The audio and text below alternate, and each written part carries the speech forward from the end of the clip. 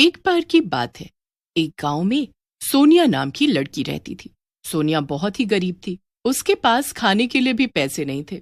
एक दिन सोनिया अकेले बैठी होती है, तभी उसकी सहेली रानी आती है और सोनिया से बोलती है, अरे सोनिया, इतनी उदास क्यों बैठी हुई है, क्या हुआ? रानी की बात सुनकर सोनिया रानी से बोलती है, क्या बताऊं रानी, मैं तो परेशान हो गई हूँ। इतना पढ़े लिखे होने के बाद भी कोई ढंग की नौकरी नहीं मिल रही है और मेरी माँ और पिताजी बहुत दुखी हैं। सोनिया की बात सुनकर रानी कहती है, सोनिया, तू अपना कोई बिजनेस क्यों नहीं खोल लेती? तू पढ़ी लिखी भी है और सुंदर भी है। बिजनेस? रानी, भला मैं और बिजनेस? नहीं नहीं नहीं नहीं नहीं नहीं, मैं कोई बिजनेस कहाँ कर पाऊंगी, मुझे तो कुछ भी नहीं आता। तभी वहां सोनिया की दूसरी सहेली रमा भी आ जाती है। रमा सोनिया से कहती है, सोनिया, तू कोई खाने का काम क्यों नहीं खोल लेती? आजकल लोगों को अपने घर से ज्यादा बाहर का खाना खाने में मजा आता है। मैं तो कहती हूँ तू अपने हुनर का सही उपयोग कर और कुछ काम खोल ले। फिर रमा और रानी वहां से चली जाती हैं, लेकिन उनकी बातें सोनिया के दिमाग में बैठ जाती हैं और वो अपनी माँ तुलसी से बोलती है, माँ, मुझे ना रानी और रमा ने बहुत अच्छी सलाह दी है। खाने पीने की रेडी लगाने की मैं सोच रही हूँ, कोई रेडी लगा लूं जब तक कोई अच्छी नौकरी नहीं मिल रही। लेकिन माँ, पैसे कहाँ से आएंगे इतने? सोनिया की बात सुनकर तुलसी बोलती है, अरे वाह, ये तो बहुत ही अच्छी बात है। वैसे भी काम करने में क्या शर्म, और तू पैसों की चिंता मत कर। मैंने कुछ पैसे जोड़ कर रखे हैं, उनसे तू अपना काम शुरू कर। फिर अगले दिन सुबह जल्दी उठकर दोनों माँ बेटी सारा सामान तैयार कर लेती हैं और शाम को वड़ा पाव की रेडी लगाती हैं। लेकिन कई दिनों तक उसकी ज्यादा बिक्री नहीं होती। इससे वो फिर से दुखी हो जाती है और घर चली जाती है। लगता है मेरी किस्मत ही खराब है, न तो नौकरी मिल रही है और न ही ये खाने पीने का काम चल रहा है। मेरा तो मन कर रहा है मैं मर ही जाऊं, और ऊपर से ये सारा सामान भी बेकार हो जाएगा, कुछ नहीं बिका। तभी सोनिया के पिता रमेश वहां आ जाते हैं और बोलते हैं, अरे मेरी प्यारी बेटी, उदास क्यों हो रही है तू? तू सिर्फ अपना काम कर, फल तो मिलेगा ही इसका। और रही बात इस सामान की, तो सड़क के किनारे कितने भूखे लोग हैं, हम ये सब उनमें बांट देते हैं। फिर तीनों मिलकर जाते हैं और सब वड़ा पाव गरीबों में बांट आते हैं। अगले दिन सोनिया फिर से रेडी लगाकर बैठी होती है। तभी वहां कुछ लोग आते हैं और उसके हाथों का वड़ा पाव खाते हैं। उन्हें सोनिया के हाथों से बने वड़ा पाव बहुत ही अच्छे लगते हैं। धीरे धीरे सोनिया मशहूर होने लगती है और एक दिन माँ से बोलती है, माँ, भगवान की दया से तो हमारी कमाई अच्छी होने लगी है। मैं तो सोच रही हूँ कि और भी रेडियां लगवा दूं वड़ा पाव की। इससे पहले कि तुलसी कुछ और कहती, वहां पर रमा आ जाती है। सोनिया को ऐसे खुश देखकर रमा जलने लगती है और बोलती है, तेरा काम कुछ ज्यादा ही अच्छा चल रहा है, दूसरी रेडी लगाने की बात चल रही है, क्यों? हमें भी कुछ पार्टी दे दो। रमा की बात सुनकर सोनिया बोलती है, कैसी बातें कर रही है रमा, तू बोल तुझे क्या खाना है? बहुत पैसे है तेरी सहेली के पास, जो तू बोलेगी वो मैं खिलाऊंगी। और हाँ, आगे से जब भी हम मिलेंगे खाने का बिल मैं ही दूंगी। सोनिया की ये बात रमा को अच्छी नहीं लगती और वो रानी से जाकर मिलती है और बोलती है, ये सोनिया 2 पैसे क्या कमाने लग गई, अपने आप को पता नहीं क्या समझ रही है। मैं तो इससे बात नहीं करने वाली, बहुत ही बेकार है ये घमंडी कहीं की। हाँ रमा, कह तो सही रही है ये सोनिया कुछ ज्यादा ही घमंडी हो गई है जब से इसके पास 2 पैसे आए हैं। मैं तो इसे सबक सिखाना चाहती हूँ। फिर रमा और रानी सोनिया को सबक सिखाने की ठान लेते हैं और एक तांत्रिक के पास जाते हैं। तांत्रिक उन दोनों को देखकर बोलता है, आ गई तुम दोनों। मुझे पता था कि तुम दोनों मेरे पास जरूर आओगी, क्योंकि तुम्हारी ईर्ष्या और अपनी सहेली के लिए नफरत यहाँ खींच लाएगी तुम्हें। तांत्रिक को अपने मन की बात समझते देख रानी और रमा हैरान रह जाती हैं और बोलती हैं, महाराज जी, आपको कैसे पता कि हम यहाँ अपने दोस्त से बदला लेने की इच्छा से आई हैं? रानी की बात सुनकर तांत्रिक बोलता है, हम अंतर्यामी हैं लड़कियों, हमें सब पता है कि कौन क्यों आता है हमारे पास, समझी? बाबा जी, जब आपको सब पता ही है तो कुछ करिए हमारे लिए, हम बहुत ही उम्मीदें लेकर आए हैं। फिर रमा और रानी के कहने पर तांत्रिक वहीं पर पालथी मारकर बैठ जाता है और मंत्र पढ़ने लगता है।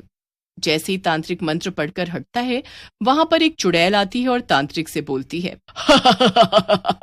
क्या हुआ स्वामी, मुझे यहाँ क्यों बुलाया है? किसकी शामत आई है? मेरी चुड़ैल रानी। जा इन दोनों लड़कियों के साथ और जैसा ये कहती हैं वैसा कर। फिर चुड़ैल उन दोनों के साथ चली जाती है। रानी और रमा चुड़ैल को सोनिया का वड़ा पाव की रेड़ी दिखा के बोलती हैं, चुड़ैल जी, ये लड़की है जिसने हम दोनों को दुखी किया हुआ है, इससे हमें बदला लेना है, इसे खूब परेशान करो। रमा की बात सुनकर चुड़ैल कहती है, समझ गई मैं, तुम दोनों अब यहाँ से फूटो, मैं देख लूंगी कि क्या करना है मुझे। फिर चुड़ैल के कहने पर रमा और रानी वहां से चली जाती हैं और चुड़ैल एक लड़की का रूप बदलकर सोनिया के साथ ही वड़ा पाव की रेड़ी लगाने लगती है। सोनिया चुड़ैल को देखकर बोलती है, अरे वाह, आप भी वड़ा पाव की रेड़ी लगा रही हैं, मजा आ जाएगा, अब मैं भी बोर नहीं होंगी अगर कोई ग्राहक नहीं होगा तो। वैसे क्या नाम है तुम्हारा? चुड़ैल सोनिया की बात सुनकर हैरान हो जाती है और कहती है, मेरा नाम निशा, लेकिन गुस्सा नहीं आ रहा तुम्हें? मैं तुम्हारी दुकान के पास ही अपनी दुकान लगा रही हूँ, कहीं तुम्हारे ग्राहक भाग गए तो? चुड़ैल की बात सुनकर सोनिया हंसते हुए कहती है, नहीं नहीं, मुझे ऐसा नहीं लगता, तुम्हें जो ठीक लगता है वो तुम करो, बाकी मेरी किस्मत। फिर सोनिया और निशा दोनों अपनी अपनी रेड़ी वहां लगाने लगती हैं, लेकिन निशा बनी चुड़ैल की रेड़ी पर ज्यादा भीड़ होने लगती है और कुछ ही दिनों में सोनिया की कमाई बंद होने लगती है। ये देख तुलसी बोलती है, जब से ये मनहूस निशा हमारी रेड़ी के पास अपनी रेड़ी लगाने लगी है, तब से अपनी कमाई भी बिल्कुल बंद हो गई है, क्या करूं मैं इसका? तुलसी की बात सुनकर सोनिया बोलती है, मेरी प्यारी माँ, तू क्या करेगी उसका? अरे वो उसकी किस्मत है, जो भी वो कमा रही है, भला हम उससे क्यों चले? ऐसा कहकर सोनिया वहां से चली जाती है, लेकिन तुलसी को कुछ गड़बड़ी होने का एहसास हो जाता है और वो अगली रात निशा का पीछा करती है और देखती है कि वो एक चुड़ैल बन गई। उसके पैरों के नीचे से जमीन ही खिसक जाती है। अरे दैया रे दैया, ये लड़की तो चुड़ैल है, तभी मेरी बेटी का धंधा चौपट कर दिया इसने, लेकिन मेरी बेटी ने इसका क्या बिगाड़ा है? फिर वो एक साधु बाबा के पास जाती है और सोनिया के साथ हो रही बातों को बताती है, जिसे सुनकर साधु बाबा बोलते हैं, तुम्हारी बेटी के साथ जो कुछ भी हो रहा है वो एक चुड़ैल कर रही है, तुम्हें उस चुड़ैल से अपनी बेटी को बचाना होगा, नहीं तो एक दिन वो चुड़ैल उसकी जान भी ले सकती है। साधु की बात सुनकर तुलसी घबरा जाती है और बोलती है, हाँ बाबा, लेकिन बाबा चुड़ैल मेरी बेटी के पीछे क्यों पड़ी है?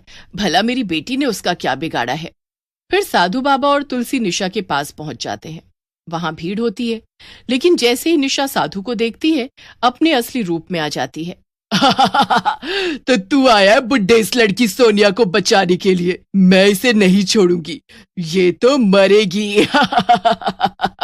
चुड़ैल को देखते ही वहां पर खड़ी भीड़ तितर बितर हो जाती है। साधु बाबा अपने पास से रस्सी निकालते हैं और चुड़ैल को बांध देते हैं। बुड्ढे, ये तूने किस चीज से बांध दिया मुझे? मैं छूट नहीं पा रही हूँ इससे, और ये रस्सी ये सिकुड़ती क्यों जा रही है? छोड़ दे मुझे बुड्ढे, बहुत दर्द हो रहा है, मेरी हड्डियां टूट रही हैं, मैं मर जाऊंगी। ये सब मैंने इसकी दो सहेलियों रानी और रमा के कहने पर किया है, अब जाने दे मुझे।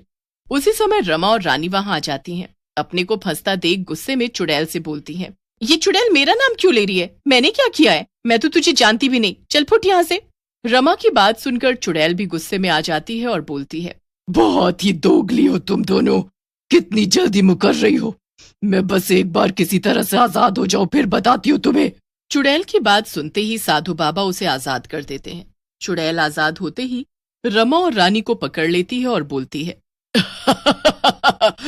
तुम दोनों बहुत सयानी बनती हो ना, चलो मैं तुम दोनों को चुड़ैल लोक में ले जाकर सयानी बनाऊंगी। इससे पहले कोई कुछ समझ पाता, चुड़ैल उन दोनों को लेकर वहां से गायब हो जाती है और सोनिया उसके बाद फिर से हंसी खुशी से अपना वड़ा पाव की रेड़ी लगाने लगती है। देखा सोनिया बेटी, इसीलिए कहते हैं कि किसी का कभी भी बुरा मत करो, बुरे किए की सजा जरूर मिलती है। बहुत समय पहले की बात है।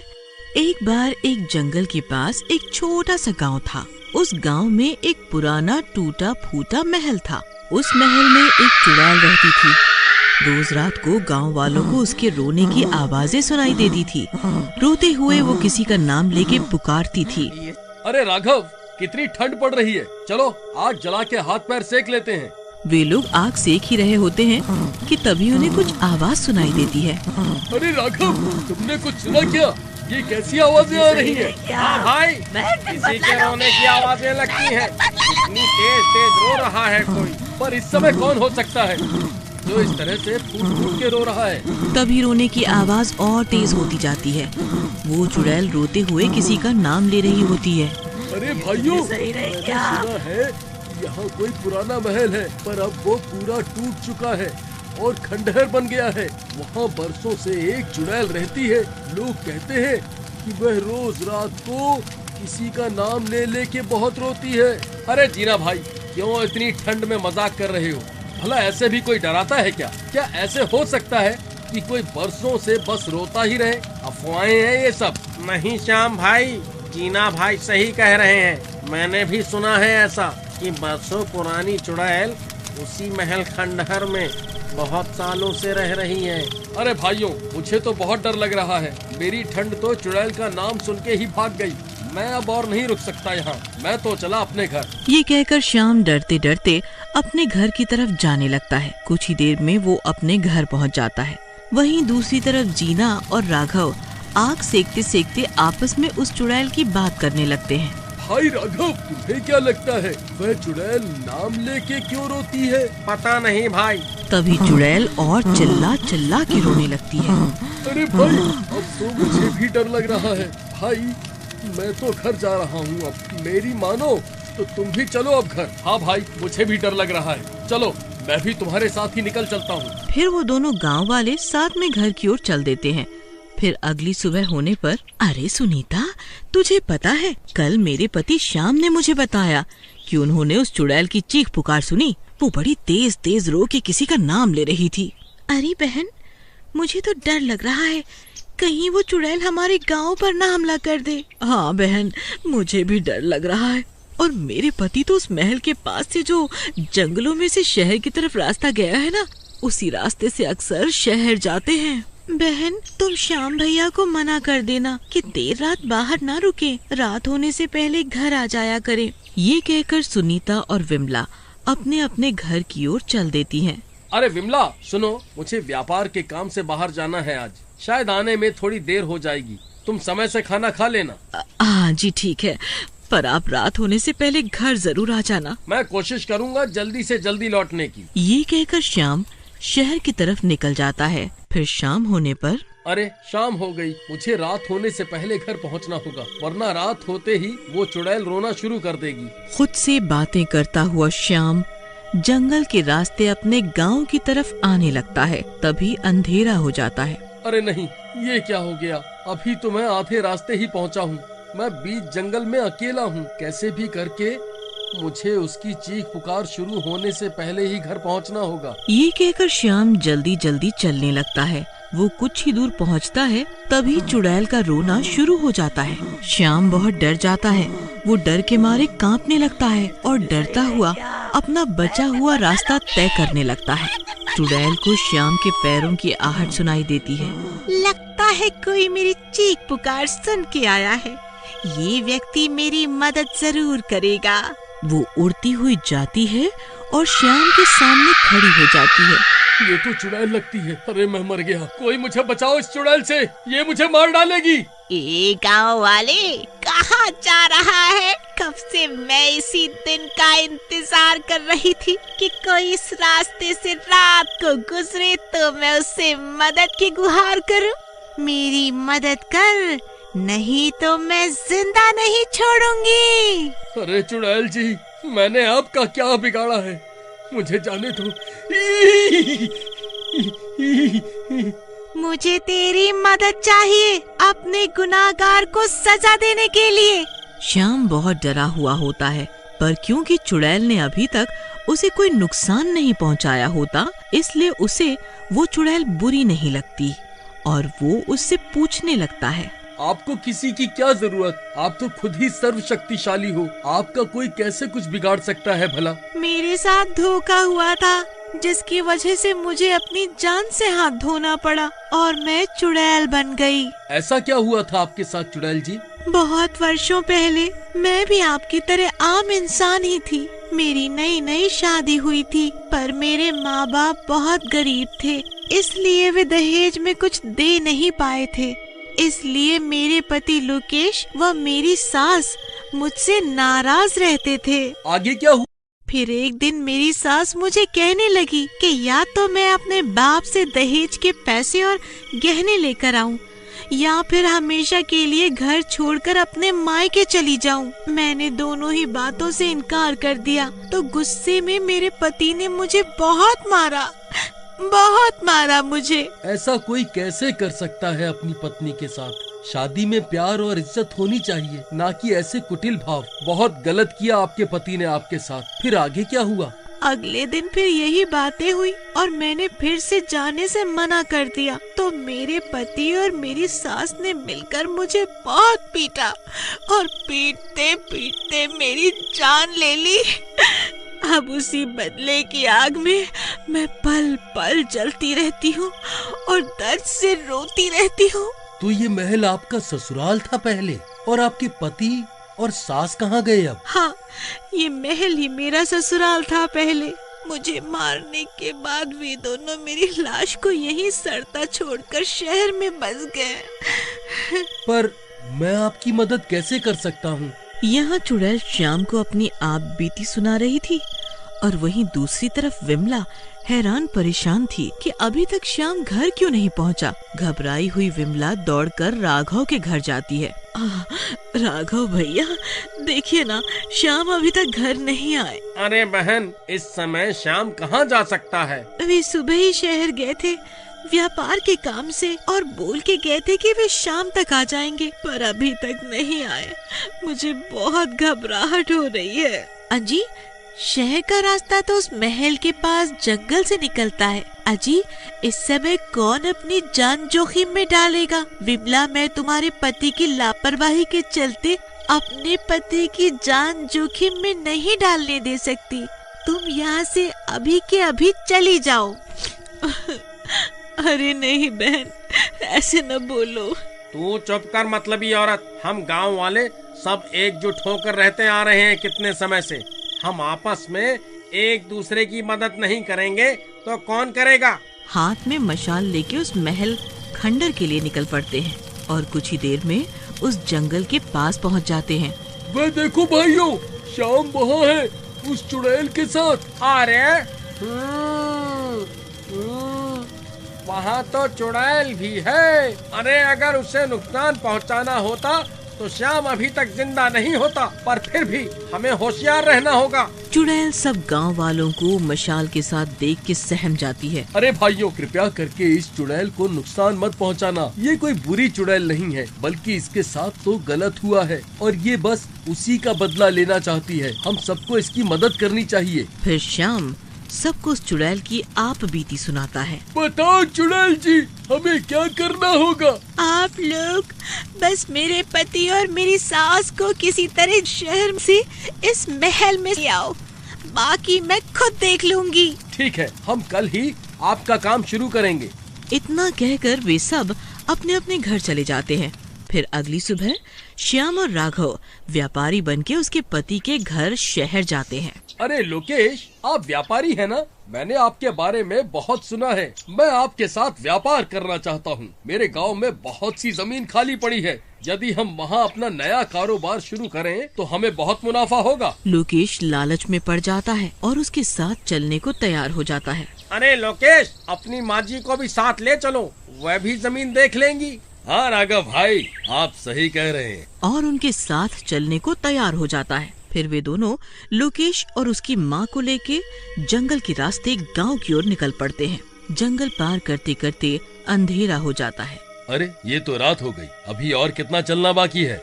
बस कुछ दूर और चलना होगा। घबराओ मत, हम हमेशा इसी रास्ते से आते जाते हैं। फिर श्याम धोखे से लोकेश और उसकी माँ को अपने घर बोलकर उस खंडर महल के अंदर ले जाता है। वहाँ अचानक चुड़ैल के रोने की आवाज आने लगती है।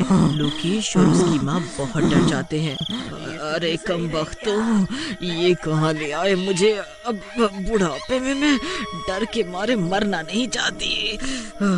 तभी अचानक वो चुड़ैल उनके सामने आ जाती है। क्यों मोरी बुढ़िया, मरने से डर लग रहा है। भूल गई क्या कैसे तूने और तेरे लालची बेटे ने मुझे बेरहमी से पीट पीट कर मार डाला था। अरे मर गए रे, ये तो कोई चुड़ैल लगती है। अरे कम वक्तों, ये मुझे कहाँ फंसा दिया तुम दोनों ने। तुम तो व्यापार के लिए जमीन दिखाने लाए थे और यहाँ मुझे चुड़ैल दिखा रहे हो। सत्यानाश हो तुम्हारा। अरे भाग्यवान, मुझे माफ कर दो, मुझसे बहुत बड़ी गलती हो गई। अपनी माँ के लालच में मैं भी साथी बन गया, मेरी मत मारी गई थी, मुझे माफ कर दो। क्यों रे लालची इंसान, क्यों रो रहा है अब? जब मुझे दहेज के चलते मारा था तब क्यों नहीं सोचा ये सब? किसी लड़की से शादी करके सिर्फ दहेज के लिए उसे मारना, पीटना, उस पर अत्याचार करना कितना गलत है। एक बार भी तुम लोगों ने मेरे बारे में नहीं सोचा। अब मैं तुम माँ बेटे को मजा चखाऊंगी। फिर वो चुड़ैल उन दोनों को अपनी शक्तियों से तड़पा तड़पा के जान से मार देती है। तब तक बाकी गांव वाले भी वहां पहुंच चुके होते हैं। अपना बदला लेने के बाद वो चुड़ैल हमेशा के लिए गांव छोड़ के जाने लगती है, पर जाते जाते गांव वालों को शिक्षा दे जाती है कि किसी की बेटी शादी करके अपने घर लाओ तो उसकी इज्जत करनी चाहिए, क्योंकि बहू घर की लक्ष्मी होती है और घर को स्वर्ग बनाती है।